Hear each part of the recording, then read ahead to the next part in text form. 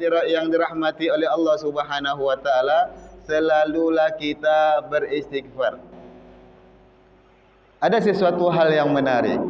Ketika Allah Subhanahu wa taala menciptakan manusia pertama, yakninya Nabi Adam alaihi salam.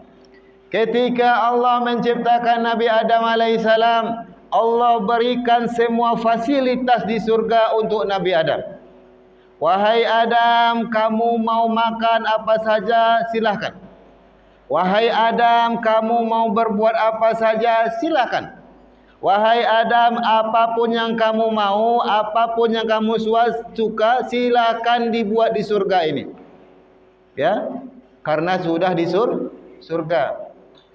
Cuman Adam, satu permintaanku kata Allah, jangan kamu dekati pohon larangan ini. Ya, itu Nabi Adam. Tetapi apa ibu-ibu hadirin hadirat yang dirahmati oleh Allah? Ketika Nabi Adam sudah didampingi oleh istrinya Siti Hawa, apa yang terjadi? Maka ketika itu iblis tak pernah senang. Ketika Allah menciptakan Nabi Adam, iblis mulai hari itu tidak senang. Maka ketika itu Allah perintahkan, wahai para malaikat, bersujudlah kalian kepada Nabi Adam.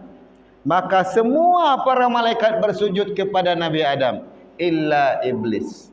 Kecuali iblis. Iblis tak mau bersujud kepada Nabi Adam. Kenapa dia tidak mau? Karena dia merasa aku yang paling hebat. Karena dia merasa aku yang paling baik. Karena dia merasa aku yang paling alim. Ya. Jadi ibu-ibu hadirin hadirat yang dirahmati oleh Allah, hilangkan keakuan kita. Kita bukan yang paling baik.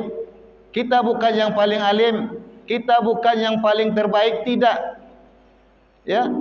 Maka ketika itu Allah usirlah iblis dari syurga. Ketika Allah usir dari surga, iblis berjanji bahwasanya akan menggoda anak cucu Adam agar bisa menemaninya masuk neraka. Apa godaan iblis pertama kali? Godaan pertama iblis mencoba menggoda Nabi Adam. Menggoda Nabi Adam agar Nabi Adam melanggar perintah Allah. Apa ketika itu iblis mengatakan kepada Nabi Adam, wahai Adam, apakah kamu tidak tahu wahai Adam, kenapa Allah larang kamu makan buah pohon ini? Karena ini adalah buah keabadian.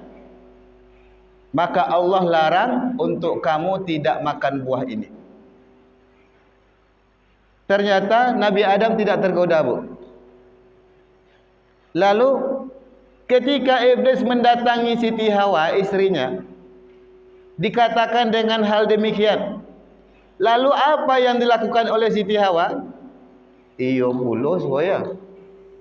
Kalau memang pohon iko pohon abadi, masa Allah melarang kita? Jadi dengan penuh penasaran, ibu-ibu ini kan tipikalnya penasaran, betul Bu? Betul apa tidak?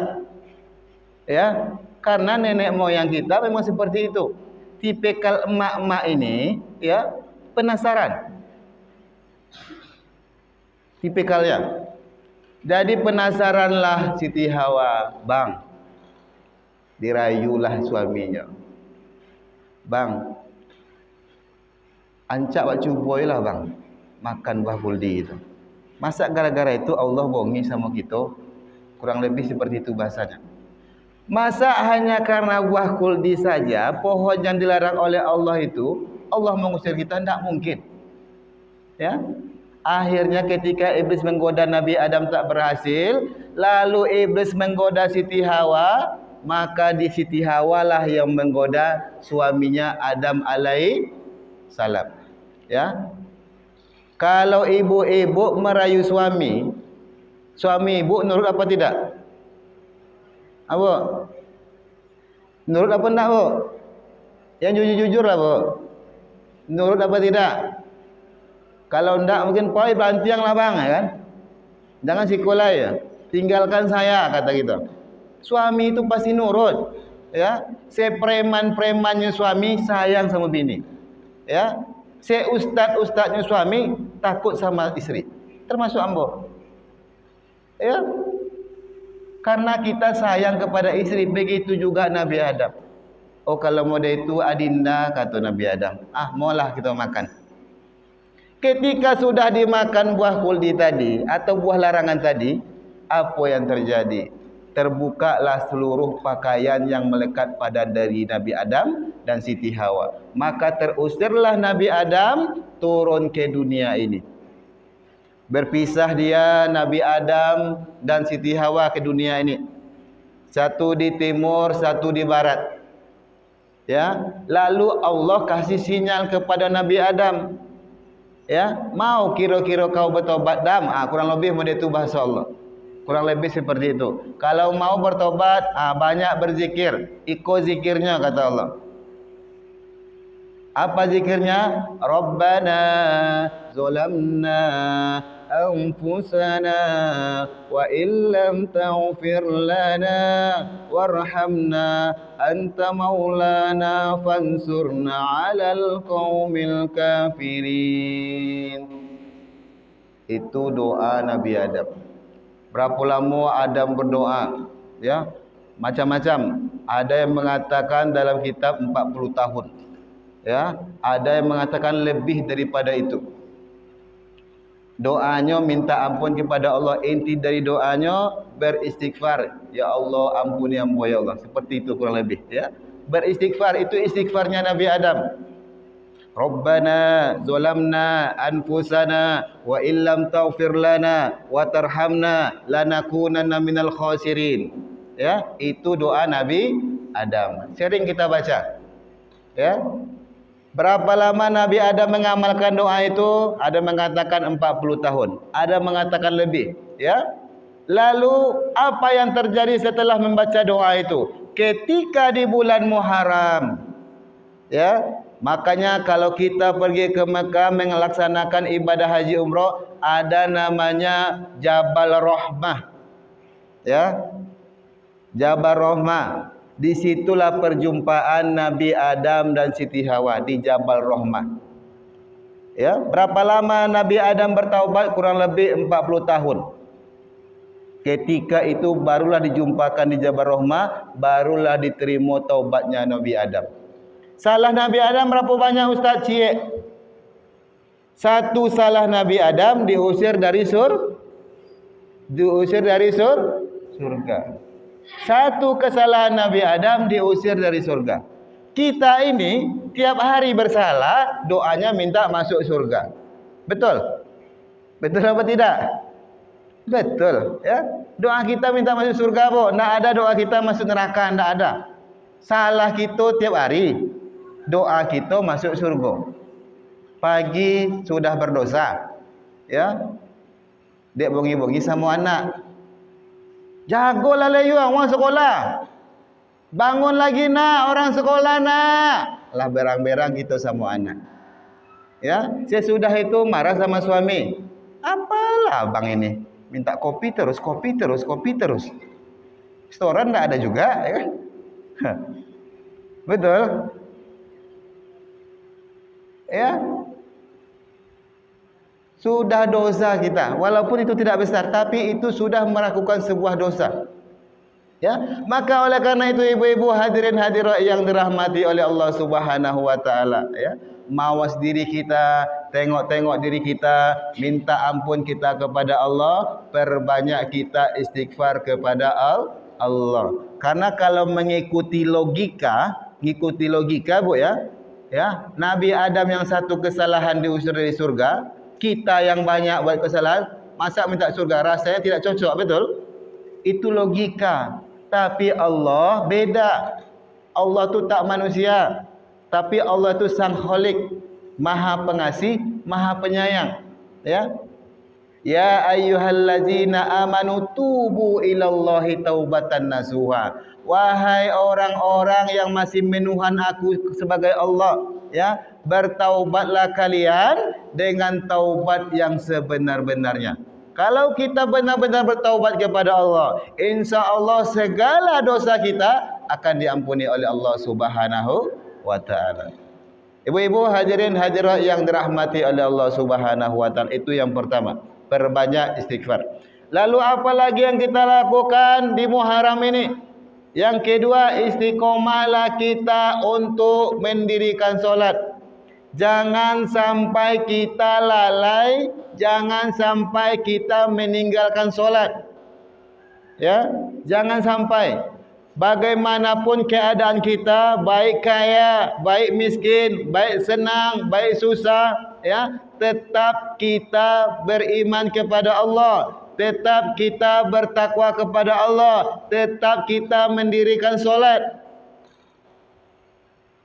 Jangan kita ingat Allah dalam keadaan tertentu saja. Ya. Kalau dalam keadaan tertentu kita mengingat Allah, makanya kita sering ujian tertentu oleh Allah. Ya. Nampaknya kita ni jarang mengingat Allah, ya. Maka kadang Allah beri kita miskin, Bu. Kalau miskin terkadang baru kita ingat Allah. Ya Allah, kerja dari pagi ya Allah, siang, sore. Orang kerja pulang jam 5 sore, kami pulang jam 10 malam, rezeki kok kayak gini-gini saja lah ya Allah. Ya, tidak apa-apa, kita mengeluh itu memang sama Allah. Itu baru kita ingat Allah. Kapan lagi kita ingat Allah? Kita ingat Allah itu kalau sudah sakit. Betul, Bu? Kalau sudah sakit itu Allah saja kita bilang. Ya Allah, onde ma, ya Allah ma. Tak tolak modeko di rumah. Ya, betul. Gara-gara sakit gigi nya tak tolak modeko dah. Sakit gigi baru kata Allah. Ya, baru ingat Allah. Tapi sehat lupa dengan Allah, betul? Makanya Allah tu lebih suka kita sakit biar kita mengingat Allah. Jadi oleh karena itu ibu-ibu hadirin yang dirahmati oleh Allah, Rasulullah mengatakan ittaqillaha haitsu ma kunta wa adbi sayyi'ata hasanata tamhuha wa khaliqin nas bi khuluqin hasanin. Bertakwalah kalian kepada Allah dimanapun kalian berada, saat kaya, saat miskin, sedang di hutan, sedang di kota, sedang di kantor, sedang di kebun, saat apapun dan dalam keadaan bagaimanapun, tetap kita bertakwa kepada Allah. Ibu-ibu hadirin hadirat yang dirahmati oleh Allah Subhanahu wa taala. Yang kedua itu dia solat. Jangan sampai kita tinggalkan solat. Karena apalah arti hidup di dunia ini kalau kita tidak solat? Ya. Ya, kalau hidup sekedar makan, maka kata Buya Hamka, itu monyet pun bisa makan. Kata Buya Hamka. Ya, maka hidup itu harus diselingi dengan ibadah, agar itulah pembeda kita dengan monyet-monyet yang ada di hutan. Kalau kita sama saja tidak pernah solat, tahu kita cuma makan, maka kita hampir sama seperti itu. Pembeda kita apa? Solat. Ya, maka oleh karena itu ibu-ibu hadirin hadirat yang dirahmati Allah, kita ingatkan diri kita masing-masing bagaimana keadaan diri kita. Mungkin selama ini kita solat kita sekali setahun. Macam mana sekali setahun, Ustaz? Ketika Idul Fitri. Allahu Akbar Allah. Orang solat di lapangan, kita solat pula kan? Kita tingkatkan, ya. Jangan lagi sekali setahun. Kita tingkatkan. Kalau bisa, ya, dulu mungkin sekali setahun, mungkin sekarang ni kalau masih berat juga kita solat, berusaha kita, dipaksa. Memang solat tu memang harus dipaksa, Bu. Ya, makanya Nabi mengatakan ketika anakmu berumur 7 tahun suruh solat. Kalau tidak mau solat umur 10 tahun pukul, kan paksa itu. Memang harus dipaksa ternyata ibadah itu. Karena kalau sudah dipaksa dan terbiasa, insya Allah kalau kita tinggal solat saja kita gelisah. Jadi seperti itu. Kalau sudah jadi kebiasaan, ini akan jadi gelisah. Nah, Ibu-ibu hadirin hadirat yang dirahmati oleh Allah Subhanahu wa taala. Selanjutnya apa yang kita lakukan untuk mengisi Muharram tahun ini agar diri kita lebih baik daripada tahun-tahun sebelumnya? Maka yang harus kita lakukan setelah kita perbanyak istighfar, setelah kita mendirikan solat mengingat Allah, yang ketiga jangan lupa bahwasanya setiap harta yang ada pada diri kita ada hak fakir, ada hak miskin, ada hak anak yatim. Maka oleh karena itu kalaulah ada anak yatim yang minta tolong dengan kita, maka berikanlah semampu kita. Ya, kalau memang harta kita itu memang saatnya dikeluarkan zakatnya, maka dikeluarkan zakatnya. Jangan takut berinfak, jangan takut bersedekah, jangan takut mengeluarkan zakat untuk Allah. Karena harta ini hakikatnya semakin dikeluarkan, maka dia akan semakin barokah. Ya, harta itu semakin kita keluarkan, maka dia akan semakin berkah.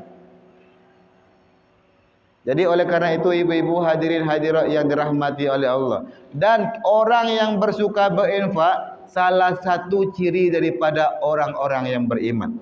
Maka kalau kita orang beriman, salah satu cirinya adalah memberikan infak sedekah kita. Maka aqimus shalah wa atuz zakat. Orang yang mengerjakan solat pasti memberikan infak dan sedekahnya.